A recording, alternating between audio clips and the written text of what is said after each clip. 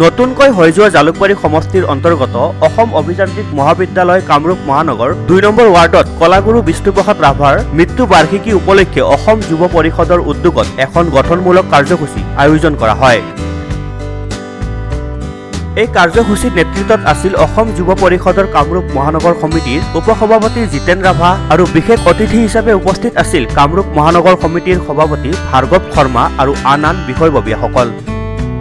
এই অনুষ্ঠানৰ অন্তৰ্গত অঞ্চলটোৰ পৰিৱেশ সংৰক্ষণৰ উদ্দেশ্যে গছপুলি ৰোপণ কাৰ্যসূচী ৰূপায়ণ কৰা হয়।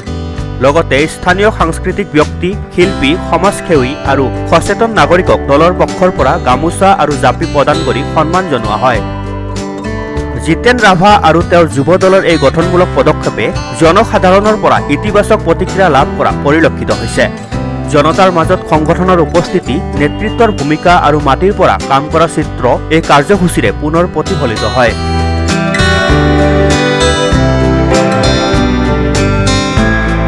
ব্যুৰ' ৰিপৰ্ট, সংবাদ লহৰ।